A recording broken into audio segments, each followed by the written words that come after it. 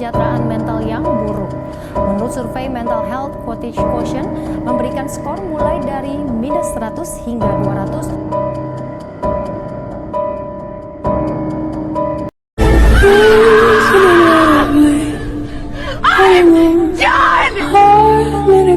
Do you hear me?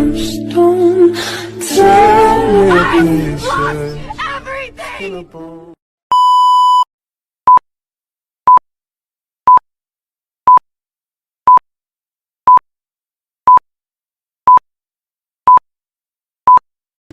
Assalamualaikum warahmatullahi wabarakatuh.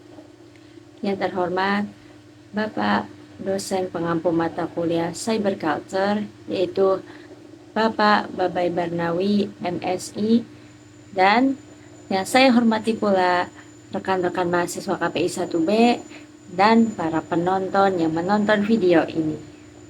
Perkenalkan, nama saya Indi Rahmadani dengan nomor induk mahasiswa 2384110072, kelas 1B, jurusan Komunikasi Penyiaran Islam, Fakultas Dakwah dan Komunikasi Islam. Salam cerdas teman-teman.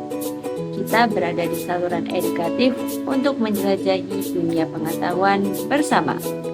Hari ini kita akan membahas tentang self-care digital, kesehatan mental dalam cyber culture.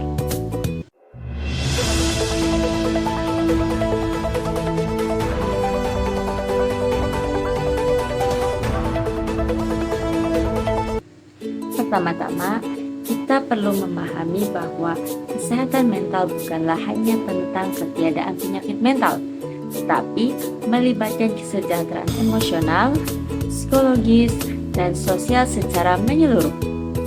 Kesehatan mental mencakup kemampuan untuk mengatasi stres, membangun hubungan yang sehat, membuat keputusan yang tepat, dan merasakan kepuasan dalam hidup. Kesehatan mental juga berkaitan erat dengan kesadaran diri, penerimaan terhadap diri sendiri, dan kemampuan untuk mengatasi tantangan hidup. Ini bukan hanya tentang tidak memiliki masalah, tetapi juga bagaimana kita merawat dan memelihara pikiran dan perasaan kita sehari-hari. Dalam video ini, kita akan menjelajahi konsep kesehatan mental dalam budaya cyber, yang mana membahas dampaknya dalam kehidupan serta cara penanggulannya. Bersama-sama, mari kita ciptakan ruang untuk belajar, tumbuh, dan mendukung satu sama lain dalam perjalanan menuju kesehatan mental yang lebih baik. Dalam budaya cyber yang berkembang pesat, menjaga kesehatan mental bukan lagi sekedar pilihan loh teman-teman, melainkan sebuah keharusan. Teknologi yang semakin terintegrasi dalam kehidupan sehari-hari memberikan manfaat besar, namun juga membawa risiko signifikan terhadap kesejahteraan mental. Dalam konteks ini, kesadaran akan pentingnya menjaga kesehatan mental menjadi pondasi untuk menghadapi tantangan stres digital, tekanan ekspektasi online, dan dampak negatif lainnya yang dapat muncul dalam interaksi kita dengan dunia cyber. Melalui pemahaman dan tindakan proaktif terhadap kesehatan mental, kita tidak hanya melindungi diri sendiri, tetapi juga berkontribusi pada pembentukan budaya online yang mendukung, inklusif, dan seimbang. Gimana sih proses terjadinya cyber culture memengaruhi mental seseorang? Saat ini teknologi semakin berkembang. Tidak dapat dipungkiri bahwa kehadiran internet sangat diperlukan dalam kehidupan sehari-hari maupun dalam kegiatan pendidikan, komersial, dan sosialisasi. Dan tidak dapat dipungkiri bahwa internet society memberikan dampak yang signifikan terhadap suatu kehidupan seseorang, khususnya dalam kehidupan sehari-hari. Bagi masyarakat, khususnya remaja, jejaring sosial merupakan konsumsi sehari-hari. Artinya, pengguna tidak akan pernah melewatkan satu hari pun tanpa membuka jejaring sosial. Proses terjadinya cyber culture atau budaya digital dapat mempengaruhi kesehatan mental seseorang melalui beberapa mekanisme yang kompleks. Berikut adalah beberapa cara bagaimana cyber culture dapat berpengaruh. Pemaparan informasi negatif. Informasi negatif, berita buruk atau konten yang merugikan dapat meningkatkan tingkat kecemasan dan stres. Paparan berlebihan terhadap informasi negatif dapat merugikan kesejahteraan mental. Bullying and cyberbullying.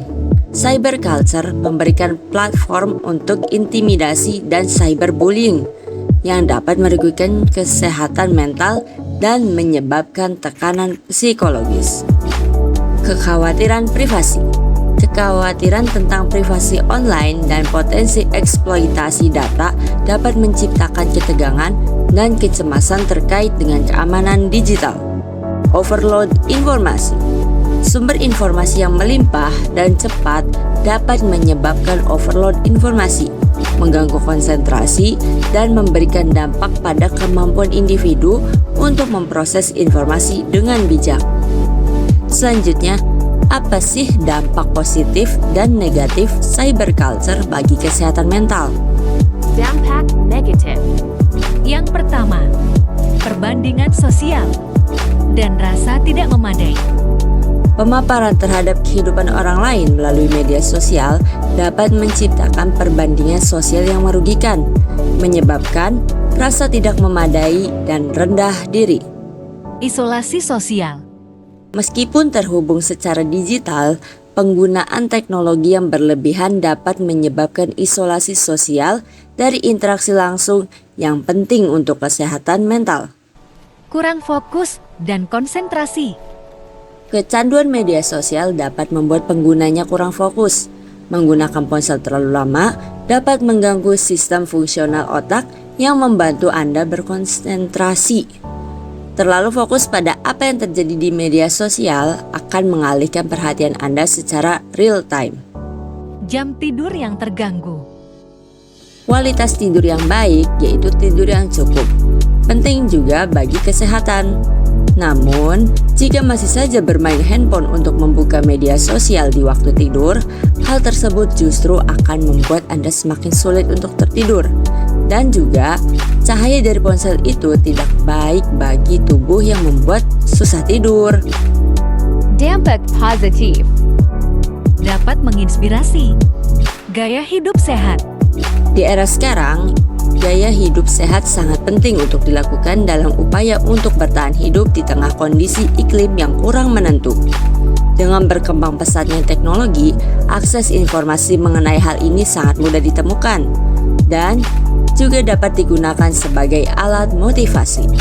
Sebagai sarana untuk menyebarkan bantuan. Banyak kegiatan yang dapat dilakukan dalam lingkup cyber culture sekarang ini. Di antaranya adalah kegiatan atau sarana untuk membantu orang lain, seperti informasi pencegahan bunuh diri, mengatasi cemas berlebih, maupun forum-forum atau pengguna internet yang membagikan pengalaman pribadinya sebagai sarana motivasi untuk memperbaiki diri. Membantu menemukan solusi bagi persoalan hidup.